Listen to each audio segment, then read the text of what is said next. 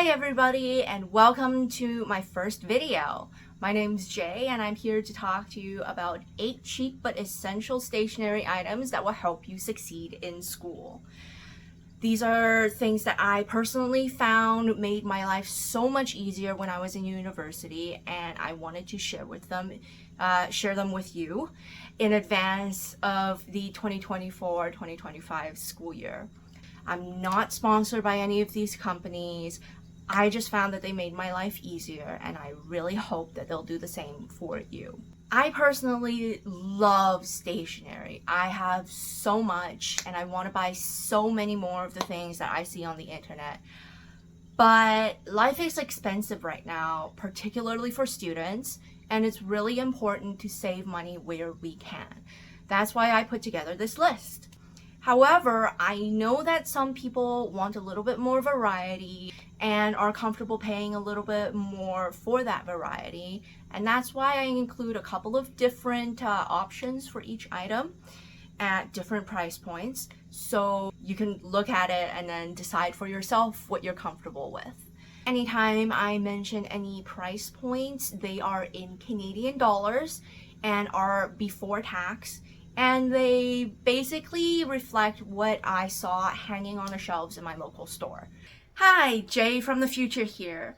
I originally filmed all of my footage intending to release everything as one video, but that one video got really long, so I made the decision to cut it down into sections.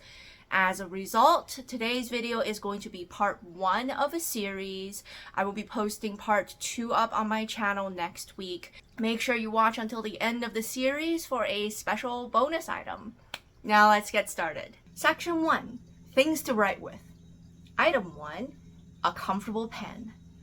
I am a huge advocate for taking notes by hand, and I actually prefer to do that, write by hand, rather than use the computer for a lot of my work, because I just find fiddling with formatting such a pain. But there are now studies, such as this one right here, about how beneficial it is for your memory for you to write things down by hand. Now, that being said, that's a lot of writing and a lot of stress on your hand, and that's why I always encourage you to find a pen that is really comfortable for you and that you like to work with. My go-to pen is this. It's a Zebra F402 0.7 millimeter pen in black. It's a ballpoint pen, so it doesn't bleed through the pages, and I find the ink and nib to be one of the smoothest ones I've ever worked with. They're usually this much for a 2-pack, and I actually love the fact that they come in a 2-pack. It means that I can have one on my desk and take one with me to school, or if you have someone in your life that really likes stationery, you can make them a little bit of a gift. This pen is a little bit pricey, but it is really good quality, lovely weight, and it will last you. I have been using mine for years and years. There has been absolutely no deterioration in quality whatsoever, beside the ink there fading a little bit. And I especially love the fact that I could just buy refills for these. I don't need to buy an entire new pen when this one runs out. It cuts down on waste a little bit, and yeah, I like to do what I can for the environment. Now, if this metal pen isn't in your budget, you can also look at some of the disposable single-use ballpoint pens out there, which I totally did before I found the magic of refillable pens. My personal favorite is Pentel RSVP in black. It's also a ballpoint pen, which means that the ink dries really quickly, it doesn't smudge, and I just found these really comfortable to use. As a little bit of a caveat, I haven't bought these pens for the last 10 years, so I can't really speak to what quality the ones that are currently in the stores have, but I've had good experiences with them. I encourage you to at least take a look. Now, for the people who like to splurge a little bit and bring a little bit of color to their life, like me, I recommend Pentel Energel 0.7 millimeter liquid gel ink pens, and as you can see, I have them in purple and green, colors that I am obsessed with. I love how they flow. The ink though, because it's a gel ink, sometimes does bleed through a little bit. It can get really dark on one side of the page and you can see it on the other side, but I found that usually you can still write on there with absolutely no problems in legibility. Another thing that I really like about these is that you can buy refills for them for the same reason why I like my zebra pen. And just to show you, I have been buying refills in bulk. It cuts down on the packaging and it cuts down on price. And since I found my go-to pens, I know I'm going to be going through all of these refills, so it's a really good investment for me. The second item on my list is colored pens. They're different from the Energel pens that I just showed you because I use them differently. I like using the Energel pens to write, to take notes, to fill pages and pages and pages with my handwriting. These pens that I'm going to be talking about right now, I don't usually write in mass quantity with. They're more for things like annotating my essays, or editing the things that I'm writing, taking notes and annotating my readings, or just being used in conjunction with my highlighters. There's nothing stopping you from using these as your daily writing pens. It's just not what I use them for. In this category, my favorites are the cheapest option out there. They are these Bic crystal pens, and they come in 4 different colors: blue, a green, a pink, and a purple. And I find that that's more than enough for everything that I want to use them for. Although, be warned, the green can get really pale, so I don't tend to use them where I need to read a lot of writing. They use ballpoint ink, and I really like the way that they feel when they're going across the page, and honestly, I like looking at them. They're fun. A moderately expensive option would be Staedtler Tri-Plus fine liners, like these ones here. I have a set of 10.